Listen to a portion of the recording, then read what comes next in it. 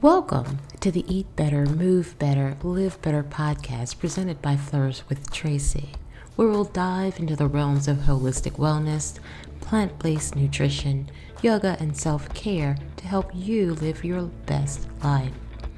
Tune in every Monday, Wednesday, and Saturday at 8 a.m. Eastern for our special segments. Meditation Monday. Start your week with mindfulness. Wellness Wednesdays. Get the midweek boost you need. Sadhana Saturdays. Dedicate weekends to personal growth. Join us as we explore and discuss all things to eat better, move better, and live better. Today, we're going to journey into sadhana. What is it? It's the act of creating a daily spiritual practice. Sadhana is not something reserved for advanced practitioners or monks. It is available to each of us in our own way within the life we live to help us align with our higher self, cultivate discipline, and walk the path of inner growth. So let's discuss how you can create a sadhana that is meaningful, sustainable, and transformative. The word sadhana is Sanskrit and it translates to spiritual discipline or means of accomplishment. At its core, sadhana is the path we create to reach higher states of awareness. It is not just a set of exercises. It is an intentional act of aligning your definition of universe, the all, creator, spirit, or sacred commitment to align with your higher self on a daily basis. Your sadhana is unique to you. It can be physical, mental, emotional, or spiritual. Your sadhana practice may include prayer, yoga, meditation, chanting, prayer journaling, mindful service, or a combination of any of these examples. What matters is that it is consistent, intentional, and sacred. The purpose of sadhana is simple yet profound. It helps us stay anchored. In a world that is noisy and ever-changing, sadhana becomes a steady rhythm that allows us to return again and again to our essence. It transforms ordinary moments into sacred ones and gives us the tools to work through resistance, distractions, and even karmic patterns that we may carry. So why create one? To build consistency, inner strength, and clarity, to transform ordinary moments into sacred ones, to see sadhana as a tool to work through resistance.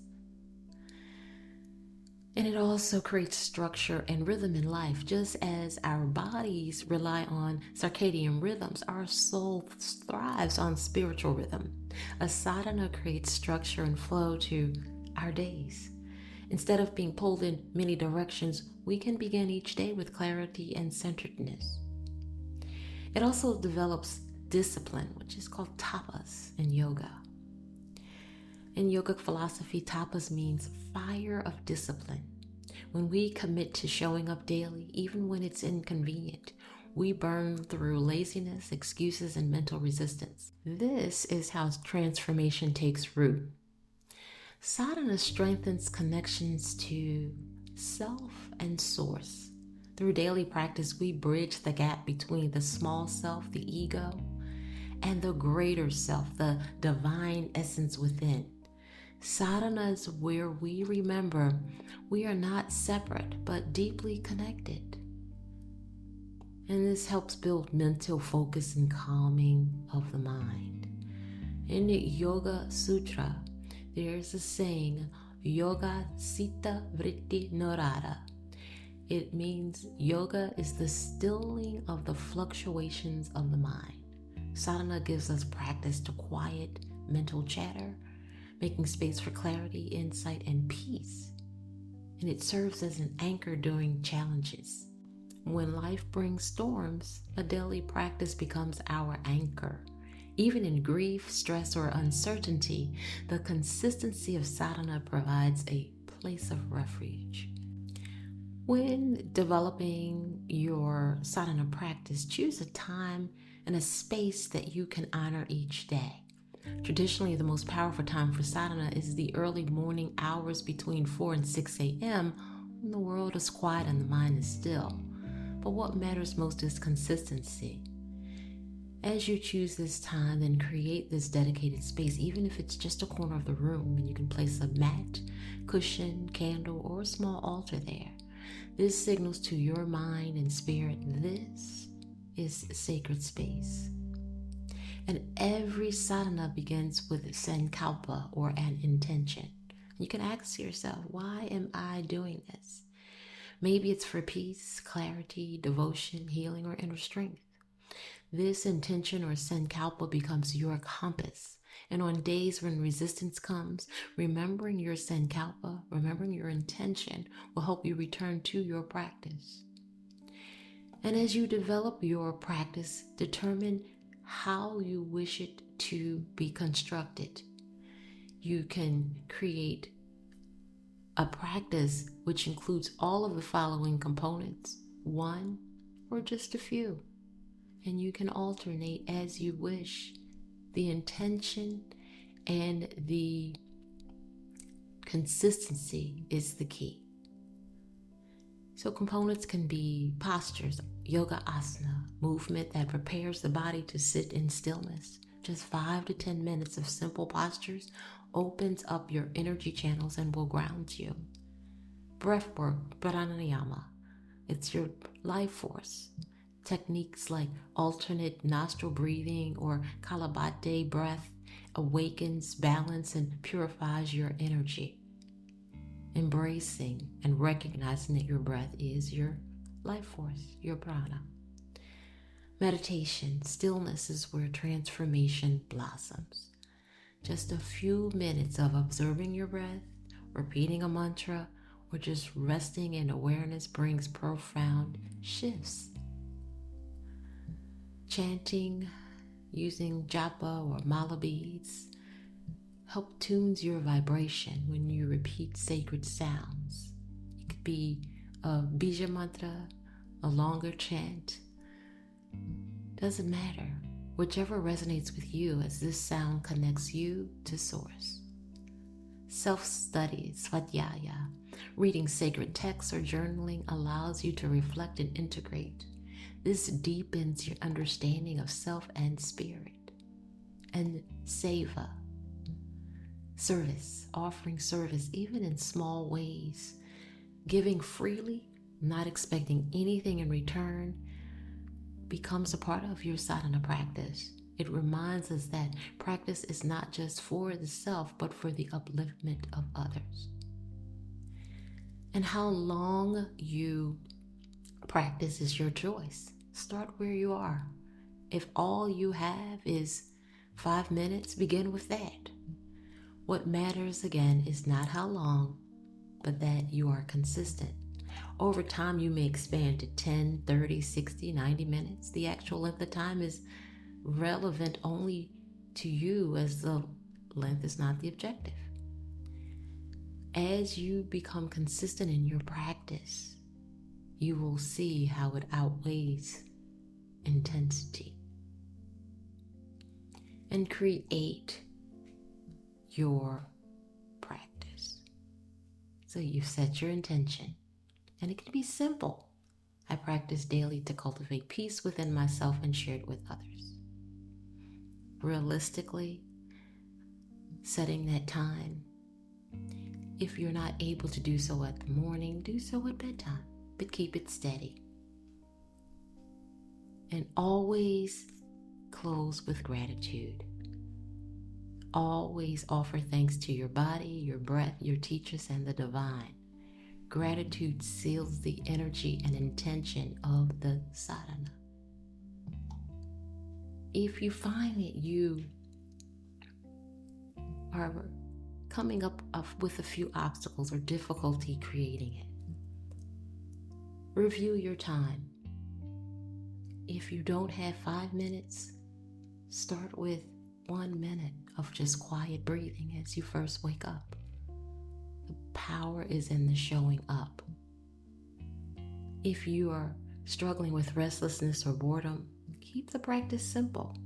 Just allow small variations, different mantras, or a new meditation to stay engaged. If you start off with 1 minute today, then perhaps tomorrow make it 1 minute and 15 seconds and slowly increase. And if you feel resistance, if it feels like a burden or a chore, remember your intention, remember your sankalpa. The reason you began is stronger than the reasons or excuses of not doing it. Expectations. Release the idea of setting an unrealistic expectation or a perfect practice. Just simply being present is enough. Showing up for you. And then sometimes it's your environment that may be an obstacle. If your space is too noisy, use headphones. Practice earlier or later in the day. Or create a physical cue like lighting a candle to signal time for sacred space. Once you begin to practice your sadhana on a regular basis, over time, we will find that our thoughts, words, and actions become refined. We shift to how we respond to life, and everything we do becomes part of the sadhana. Transformative. Every breath, every step, and every interaction becomes an offering. With the time, your sadhana will not just remain on the mat or cushion. It will begin to overflow into your daily life. You'll notice more patience, clarity in decision-making, and compassion in relationships. And you may find more steadiness during challenges. Eventually, your life becomes the sadhana. Every breath, every word, every action is infused with awareness. This is the true gift, the true transformative power of sadhana practice. So what does your sadhana look like? Let's take a pause here. I'd like to invite you to close your eyes. Bring your hands to your heart. Imagine your ideal daily sadhana. See the space around you. What's present in this space? What does it look like?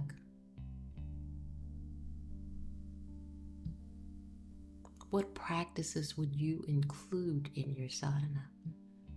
Feel the energy of the practices that you've identified. Prayer, movement, breath work, mantra, meditation. Notice how you feel before your sadhana begins. And imagine you can now see and notice how you feel after it ends.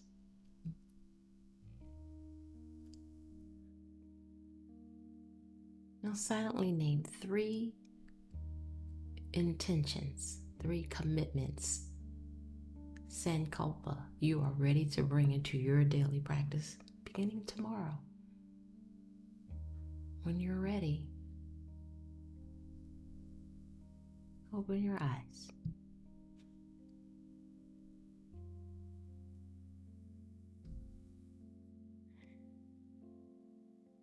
Now, as you've reflected on the 3 intentions that you'd like to bring into your practice,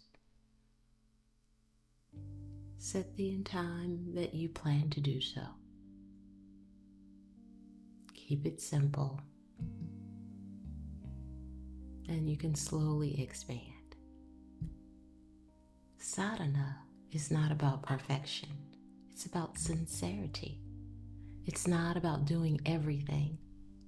It's about showing up, even if it's just a few mindful breaths. That too can become sadhana if it's offered with your devotion. Over time, your practice will deepen. The most important step is the first one, to begin. May your sadhana be a source of nourishment, strength, gratitude, devotion, and joy Namaste. Thanks for tuning in. I hope today's insights help you on a personal journey towards a healthier, happier life. Don't forget to join every Monday, Wednesday, and Saturday at 8 a.m. Eastern for more self-care and holistic wellness tips. Before you go, make sure to comment, click the bell, like, and subscribe buttons for upcoming episode notifications. Be sure to always consult a medical professional before making any major changes regarding your health, diet, or routine. In the meanwhile, stay motivated, stay inspired, and remember, every step you take is one step closer to a better you. Until next time, keep flourishing, and as always, may all be well.